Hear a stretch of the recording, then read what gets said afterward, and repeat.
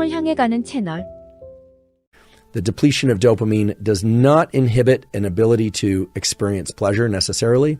It inhibits an ability to pursue or go through the series of action steps in order to achieve pleasure. So dopamine really sits at the heart of our motivational state to seek out goals and to seek pleasure. 세계 최고의 신경과학자인 앤드류 후버만이 목표를 달성하기 위해 도파민이 필요하다 말합니다. 하지만 우리는 도파민을 조절할 줄 모르죠. 그래서 도파민을 조절할 수 있는 법을 알려줍니다.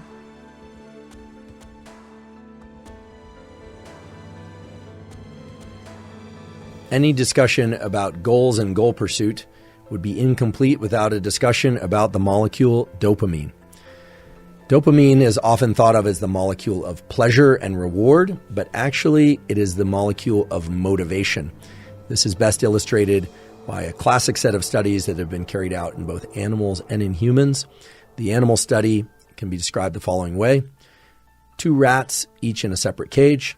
You can provide those rats with the opportunity to indulge in something that they like food or mating or heat if it's cold in the environment, or a cool spot in the cage if it's warm in the environment, and so forth. And what you find is that rats will very readily approach the rewarding thing.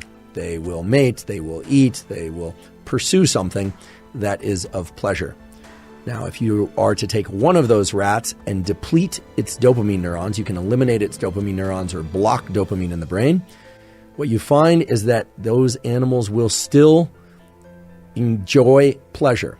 They will consume the food, they will mate, etc.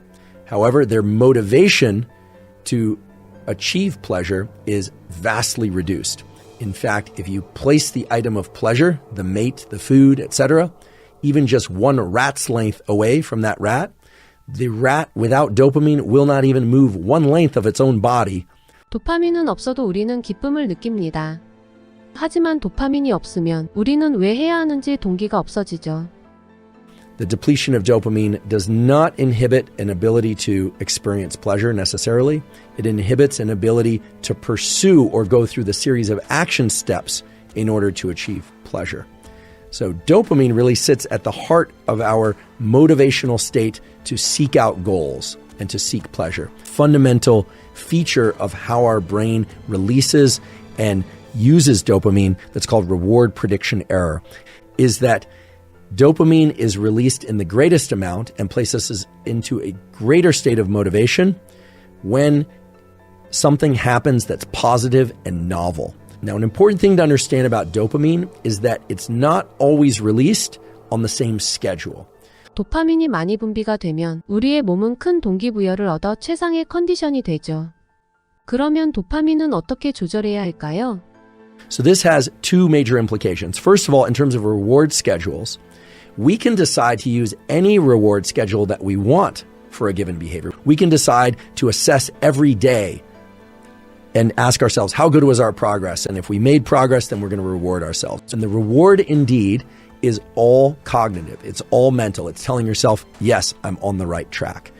The second thing is that the subjective effects that were described by that Sapolsky study, or that Sapolsky described rather, are absolutely essential for all aspects of goal-seeking behavior. If we constantly place ourselves into a mode of thinking that we are failing, well, then indeed, we are not going to churn out much dopamine. We need to predict what the outcome would be if we failed, but then in countering that and in behaving in a certain way and thinking in a certain way and pursuing our goals in an effective way, you absolutely want to reward yourself cognitively by telling yourself, I'm on the right track. I got another week where I accomplished whatever it is that I'm trying to accomplish. 우리 스스로에게 잘했다고 칭찬해 주세요. 그리고 실패를 했을 때의 결과를 예상하세요. 그러면 도파민의 분비는 많아지고 그 힘이 원동력이 되어 우리를 성공으로 이끌 겁니다.